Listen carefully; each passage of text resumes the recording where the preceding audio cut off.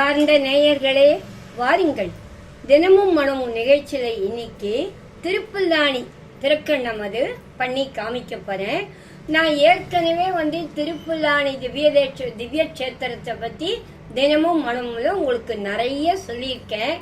இப்ப நான் பர்டிகுலரா என்ன சொல்லணும் அப்படின்னா, இந்த திருப்புல்லானிங்கிற திவ்ய கஷேத்திரம் சேது சமுதிரத்து கரையில இருக்கு.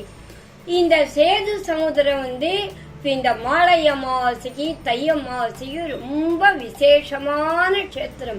அந்த சமுதிரத்துல தீர்த்தாமாடி பித்ருக்களுக்கு தர்ப்பணம் கொடுக்கறத ஒரு பெரிய பாக்கியமா, அது காசிக்கு போய் அங்க பண்ண புண்ணியம் அதை விட பல மடங்கு கிடைக்கும் அப்படின்ற நம்பிக்கை இருக்கு.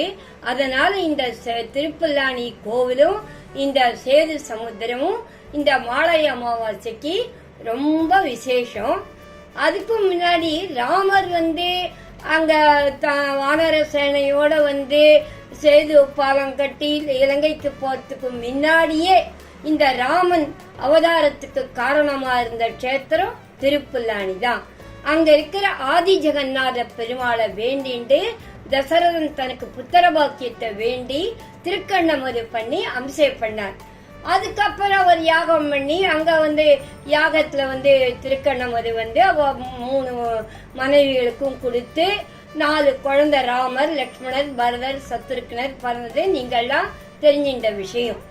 அதனால இந்த திருக்கண்ணமது திருப்புல்லானியில பெருமாளுக்கு அபிஷேகம் பண்றது ரொம்ப ரொம்ப விசேஷம். அதை விட விசேஷம் அந்த சேது சமுதிர ஸ்நானம். சரி, இப்ப இதை எப்படி பண்றதுன்னு நான் காமிக்கிறேன். 1/2 லிட்டர் பால் எடுத்துட்டு இருக்கேன். இந்த 1/2 லிட்டர் பாலுக்கு 2 ஸ்பூன் பைத்தம்பருப்பு, 2 ஸ்பூன் அரிசி.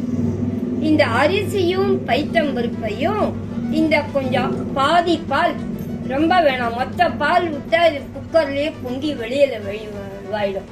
அதனால கொஞ்சம் பால், ஜலம் கொஞ்சம் சேர்த்து குக்கர்ல நல்லா சிதற விடலாம். நல்லா 4-5-6 விசில் வரலாம். வந்தாதான் அது ரெண்டும் சேர்த்து நல்லா குழையும். அது குழைஞ்சதுக்கு அப்புறம் என்ன பண்ணணும்னு சொல்றேன். இப்போ இந்த குக்கர்ல இந்த ஜலத்தை சேர்த்துட்டு கொஞ்சம் ஜலம் சேர்த்துக்கலாம். இப்ப இது ரெண்டும் சேர்ந்து 4 ஒரு அளவு எடுத்துக்கோங்க.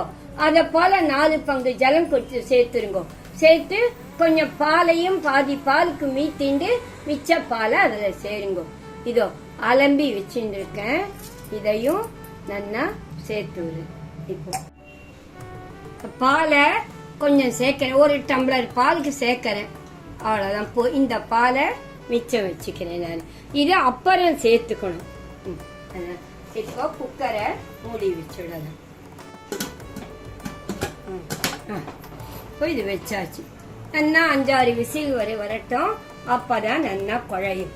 வெல்லம் 1 டம்ளர் எடுத்துட்டு 1/2 லிட்டர் பால்னா 1 டம்ளர் வெல்லம் எடுத்துக்கணும். இப்ப அந்த வெல்லத்தை நல்லா மண்ணெல்லாம் இருக்கும் இல்லையா, ஜலம் வச்சு அந்த வெல்லத்தை சேர்த்து ஒரு கொதி வந்ததும் வெடிக்கட்டி வச்சுக்கலாம். இது நிறைய தடவை உங்களுக்கு நான் பண்ணி காமிச்சிருக்க. வெல்லம் கொதிச்சு வடிகட்டி வைக்கிறத கொஞ்சம் நல்லா கொதிச்சு வடிகட்டி பாகு அளவுல வடிகட்டி வச்சுக்கலாம். இப்ப வெல்லத்தை ஜலத்துல வச்சிருக்கேன், சேர்க்கிறேன். வெல்லம் இப்ப ஜலத்துல சேர்த்திருக்கேன். நல்லா 2 கொதி வரட்டும். நல்லா பொங்கினதும் இந்த வெல்லத்தை வடிகட்டி வச்சுக்கோங்க. அதுக்குள்ளேயும் குக்கர் ரிலீஸ் ஆகும், பார்த்துக்கலாம். வெல்லம் நல்லா பாகு இது பண்ணி வடிகட்டி வச்சுருக்கேன். மண் இல்லாத இப்ப சுத்தமா இருக்கு. இப்ப இந்த குக்கரை திறந்து என்ன ஆச்சுன்னு பார்க்கலாம். நல்லா குழைய ஒத்து வந்துட்டு பாருங்க. இப்ப என்ன பண்ணணும், நம்ம மிச்சம் வச்சிருக்கோம் பாருங்க பால், இந்த பாலை சேர்த்து கொதிக்க விடணும். பால்ல தான் இருக்கு இந்த திருக்கண்ணமதோட ருசியே. பெருமாளுக்கு பிடிச்சதே இந்த பால்ல. அவருக்கு பால் தானே ரொம்ப பிடிக்கும். அவர் ஜெகநாதனாச்சே. இதுக்கே ஒரு கிருஷ்ணாவதாரம் எடுத்தாரு இந்த பால் வெண்ணெய்க்கே அவருக்கு. அதனால பால் சேர்த்துதான் எந்த இதுவும். நம்ம கையில ஒன்னும் ஆப்பிள்னா ஒரு பாலை காய்ச்சி துளி வெல்லம் போட்டு பெருமாளுக்கு வைங்க. அது கூட இல்லையா, அந்த பால் 1 ஸ்பூன் ஆனாலும் தினம் எங்க அம்மா எங்க மாமியாரெல்லாம் சொல்லுவா, காத்தால தூங்கி ஏந்ததும் காப்பிக்கு எப்படியும் பால் வைக்கிறோம். அந்த பால் காய்ச்சின உடனே ஒரு துளி பால் எடுத்து பெருமாளண்ட வச்சுடு, நீ அப்புறம் குளிச்சு எல்லாம் பண்ணிக்கோன்னு வா. அந்த பால் தான் பெருமாளுக்கு உகந்தது. இப்ப இது கொதிக்கட்டும். கொஞ்சம் கொதிச்ச உடனே அந்த பாகை கொட்டலாம். இந்த மாலையபட்சத்தை இந்த திருக்கண்ணமதோட நான் முடிச்சுக்கிறேன். திருப்பல்லாணி திருக்கண்ணமதோட சுபமா முடிச்சு பெருமாளுக்கு அம்சம் பண்ணலாம்.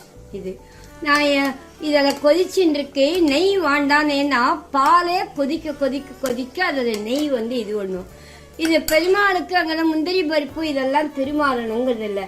இந்த திருக்கண்ணமது அப்படியே கொதிக்க வச்சுட்டு அப்படியே இது பண்ணணும்.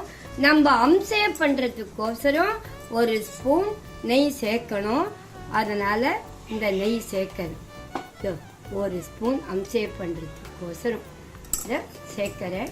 இது ஒரு 5 நிமிஷம் கழிச்சு கேஸ் ஆஃப் பண்ணிட்டு உங்களுக்கு கொதிச்சதை காமிக்கிறேன். இப்போ சுவையான திருப்பல்லாணி திருக்கண்ணமது ஜெகநாத பெருமாள் உகந்த இது அவர் கண்டருளை பண்றதுக்கு திருக்கண்ணமது ரெடி. இந்த கலரையே பாத்தீங்களா, நல்லா எப்படி பால் எல்லாம் சுண்டி வந்திருக்கு. நீங்கெல்லாம் இந்த மாலைய அமாவாசை அன்னைக்கு சேதுக்கரையில எழுந்தருளி இருக்கின்ற ஆதி ஜெகநாத பெருமாளுக்கு நீங்க இருக்கிற இடத்துலயே அவர் இருக்கிறதா நினைச்சுக்கோங்க. பிரார்த்தனை பண்ணிட்டு இந்த திருக்கண்ணமதை பண்ணி அவருக்கு அம்சம் பண்ணுங்க. நீங்க நினைச்சதெல்லாம் அவர் நடத்தி கொடுப்பார். நீங்க நினைச்சதெல்லாம் நிறைவேறி சந்தோஷமா இருக்கணும்னு பிரார்த்தனை பண்றேன். இந்த வீடியோ உங்களுக்கு பிடிச்சிருக்கா? பிடிச்சதானா லைக் பண்ணுங்க, கமெண்ட் பண்ணுங்க, ஷேர் பண்ணுங்க, மறக்காம சப்ஸ்கிரைப் பண்ணுங்க. மீண்டும் அடுத்த நிகழ்ச்சியில் உங்களை சந்திக்கும் வரை உங்கள் கனகா பாட்டி.